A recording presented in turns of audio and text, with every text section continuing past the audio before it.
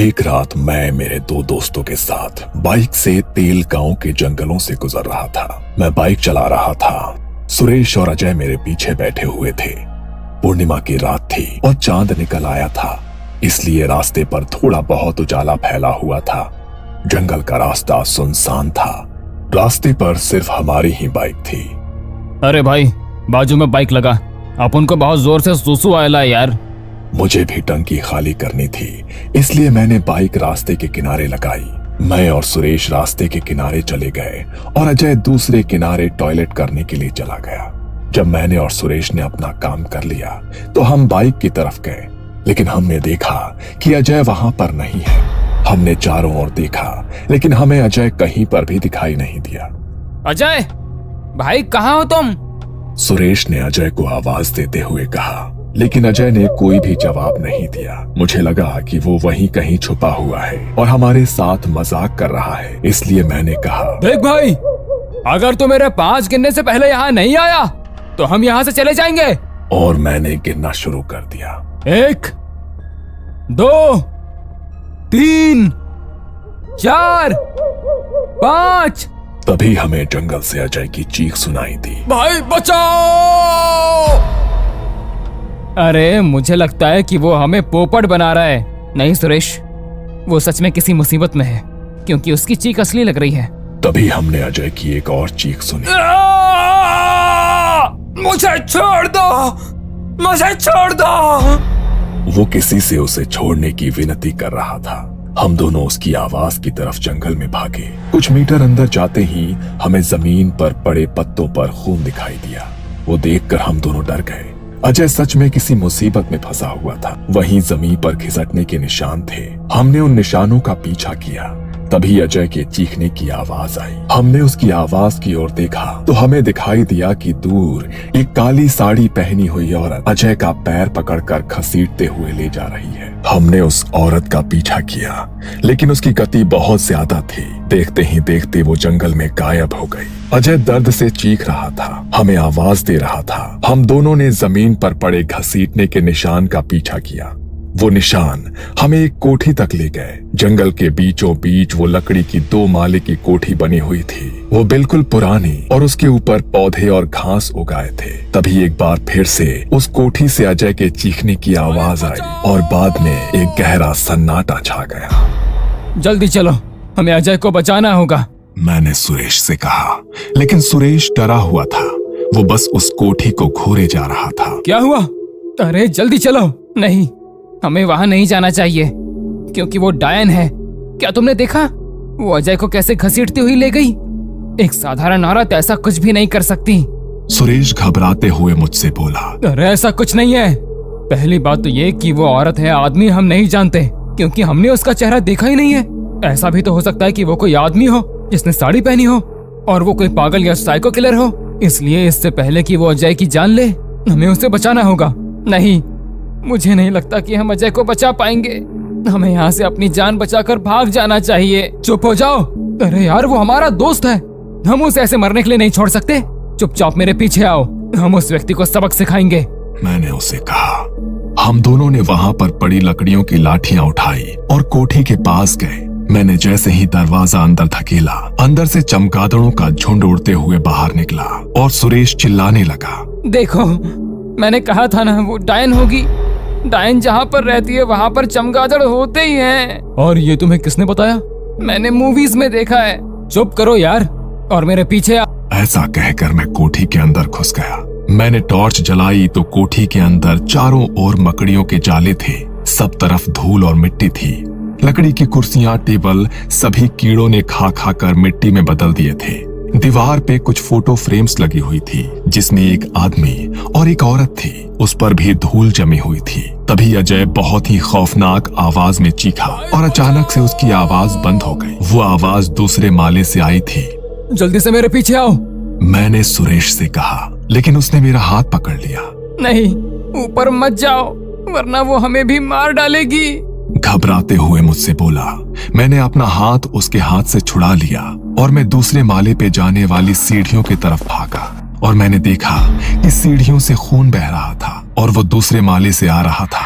मैं घबरा गया लेकिन मुझे अजय की जान बचानी थी। खून देखकर सुरेश मुझे वहां से भाग जाने के लिए कह रहा था, लेकिन मैं अपने दोस्त को मरने के लिए नहीं छोड़ सकता था। मैं भागते हुए दूसरे माले पे गया और सामने का नजारा देखकर मेरे रोंगटे खड़े हो गए। डर के मारे मैं कांपने लगा।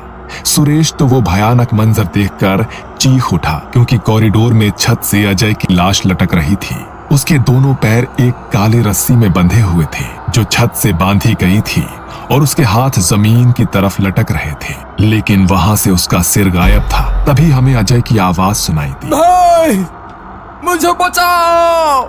लेकिन ये कैसे मुमकिन है? अजय तो मर चुका है। शायद नहीं, क्योंकि इस लाश का सर नहीं है और इसके शरीर पर कोई कपड़े भी नहीं है, इसलिए हम नहीं कह सकते कि वो मर चुका है। अजय की आवाज एक कमरे से आ रही थी। हम लोग हाथ में लाठियां लेकर उस कमरे में गए। कमरे में अंधेरा था।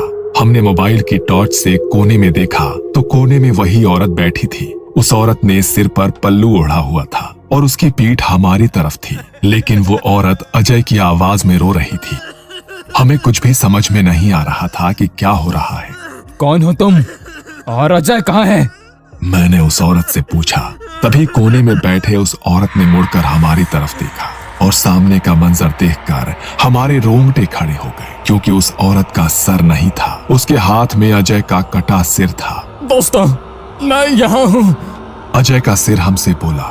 हम जान चुके थे कि उस सिर कटी औरत ने ही अजय का खून किया है, और बाहर कॉरिडोर में जो लाश लटक रही थी वो अजय की ही है। वो औरत चुड़ैल या डायन थी, या रूह, या फिर आत्मा, ये तो हम नहीं जानते थे, लेकिन हम ये जानते थे कि वो इंसान नहीं है और हमारे खून की प्यासी है।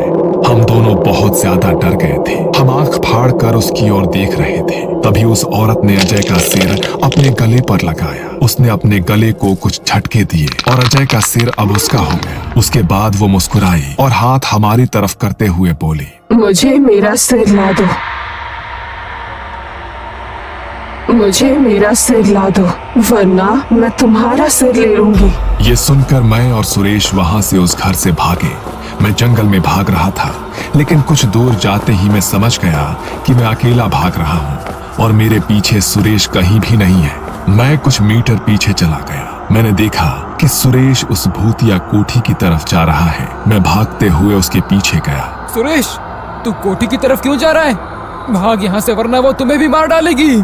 लेकिन सुरेश रुका नहीं। वो कोठी के बाहर तक जा पहुंचा। तभी मेरी नजर दूसरी मंजिल की खिड़की की तरफ गई तो खिड़की में वो सिर कटी औरत थी जिसने अजय का सिर पहन लिया था, और वो मेरी तरफ देखकर मुस्कुरा रही थी। मैं जान चुका था कि उस औरत ने सुरेश को सम्मोहित कर लिया है और इसलिए वो कोठी के अंदर जा रहा है। वो अपने होश में नहीं था, तो मैंने उसका हाथ पकड़ लिया और उसे वहां से दूर खींच कर ले गया। लेकिन सुरेश ने मुझे धक्का मारा और मैं पेड़ से जा टकराया। मेरा सिर जख्मी हो गया और आंख के सामने सब कुछ धुंधला धुंधला दिखाई देने लगा। लेकिन मैंने देखा कि सुरेश उस कोठी के अंदर चला गया है। कुछ देर बाद मेरी आंखों की रोशनी ठीक हो गई और मैं सुरेश को आवाज लगाते हुए कोठी के उसी कमरे में चला गया जिसमें मैंने उस औरत को देखा था। मैंने देखा कि कमरे में सुरेश अपनी गर्दन पर एक हाथ से छुरी लगाए हुए खड़ा था और दूसरे हाथ से उसने अपने सिर के बाल को पकड़े हुए था। मेरा सिर ला दो, मुझे मेरा सिर ला दो। सुरेश अजीब तरीके से बड़बड़ाता गया और उसने अपने ही हाथ से छुरी से अपना सिर काट लिया और दाई हाथ में पकड़ लिया। उसके धड़ से खून की पिचकारियां निकलने लगी और वो जमीन पर गिर गया। ये देखकर मेरे पैरों तले जमीन फिसल गई। क्या हुआ? डर गए? मेरे पीछे से अजय की आवाज आई। मैंने मुड़कर देखा तो खिड़की में वही सर कटी औरत बैठी थी जिसने अजय का सर पहना था। मैं वहां से भागा और दरवाजे तक पहुंचा, लेकिन मुझसे पहले ही वो दरवाजे तक पहुंच गई थी और दरवाजे के बिल्कुल सामने खड़ी थी। मैं वहां से बाहर नहीं जा सकता था। क्या चाहिए तुम्हें? क्या चाहिए?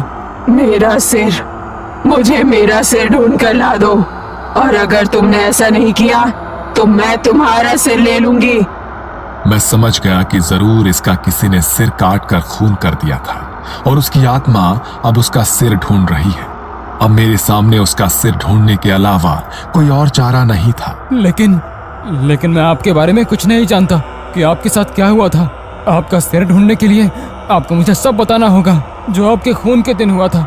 मैं मेरे पति के साथ समर वेकेशन पर यहाँ आई थी। हमने ये कोठी छुट्टियां गुजारने के लिए ली थी। उस दिन मेरे पति कोठी के पीछे वाले तालाब पर मछलियां पकड़ने गए थे। मैं कोठी में अकेली थी, तभी किसी ने दरवाजा खटखटाया। मैंने दरवाजा खोला तो दरवाजे पर कुछ 19-20 साल के 3 लड़के खड़े थे। उनके पीठ पर कैंपिंग बैग्स थी। दरवाजा खोलते ही वो तीनों मेरी तरफ देखने लगे। उनमें से एक लड़का मेरे हाथ में पानी की बोतल थमाते हुए बोला, आंटी, हम लोग जंगल में कैंपिंग के लिए आए हैं, लेकिन हमारा पानी खत्म हो गया है। क्या हमें पीने के लिए पानी मिल सकता है? वो लड़का शराब पिया हुआ था, लेकिन इंसानियत के खातिर मैंने उन्हें पानी देने का तय किया और दरवाजा आगे धकेल के किचन में पानी लेने चली गई। मैंने फ्रिज में से बोतल निकाली, तभी पीछे से किसी ने मेरा मुंह बंद कर दिया। मैं चिल्ला नहीं सकी। तभी मेरे सामने 2 लड़के आए। वो तीनों लड़के मेरे घर में घुस गए थे। उनके इरादे नेक नहीं थे, लेकिन तभी मेरे पति फिशिंग करके घर लौटे। उन लड़कों को मुझे पकड़ा हुआ देख उन्होंने उनके हाथ से पकड़ी मछली फेंक दी और उन लड़कों पे टूट पड़े। लेकिन उनमें से एक लड़के ने कैंपिंग नाइफ से उन्हें घोंप दिया। उन्होंने वहीं तड़पते हुए अपनी जान दे दी। मैंने उस लड़के के हाथ को दांतों से काटा। ये देख वो गुस्सा हो गया और उसने मुझ में चाकू से घोंप दिया। मैं फर्श पर गिर गई। वो लड़का शराब के नशे में पागल हो गया था। उसने मेरा सिर चाकू से काट डाला और मेरा कटा सिर हाथ में लिया। मैंने खुद का सिर कटा शरीर देखा और कुछ ही देर में मेरे आंखों के सामने अंधेरा छा गया। जब मेरी रूह जागी, वो अधूरी नहीं थी। मेरा शरीर बरगद के पेड़ के नीचे दफनाया गया था, लेकिन वहां पर मेरा सिर नहीं था। मेरी रूह अधूरी थी, इसलिए अधूरी रूह पूरी करने के लिए मुझे मेरा सिर चाहिए।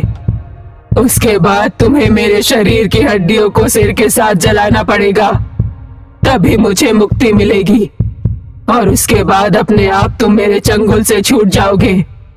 ये सुनकर मैं थोड़ा हैरान रह गया, क्योंकि उसकी बताई हुई बातें उसका सिर ढूंढने में मेरी मदद नहीं कर सकती थी। उसके बाद क्या हुआ?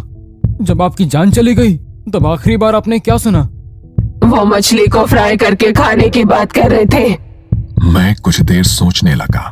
आपने बताया कि आपके पति ने मछली फेंकी और इन लड़कों पे टूट पड़े। इसका मतलब कि उन्होंने केवल एक ही मछली पकड़ी थी।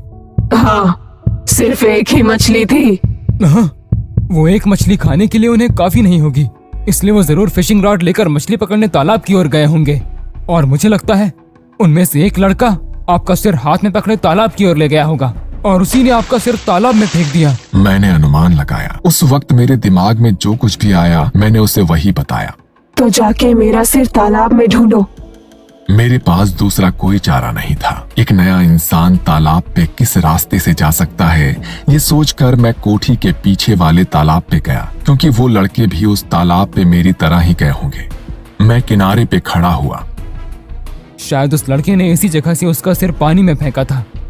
मैंने किनारे पे एक जगह खड़े होकर बोला। मैंने आजू बाजू देखा, वहां पर कुछ खाली नारियल पड़े थे। मैंने उनमें से एक सिर के बराबर नारियल उठाया और पानी में फेंका। उसके बाद मैंने उसके 5 मीटर के रेडियस में तालाब में डुबकी लगाई। 1.5-2 घंटे ढूंढने के बाद तालाब की निचली सतह में मुझे उसका सिर कीचड़ में फंसा हुआ मिला। उसका पूरा मांस मछलियों ने खा लिया था। मैं वो सिर जमीन पर ले आया। उसके बाद मैंने उस औरत की कब्र खोदी और उसके शरीर को सिर के साथ जला दिया। तभी उसकी आत्मा आसमान की ओर चली गई। उसके बाद मैं वहां से भागा और अपनी जिंदगी में उस खौफनाक जंगल की तरफ कभी नहीं गया।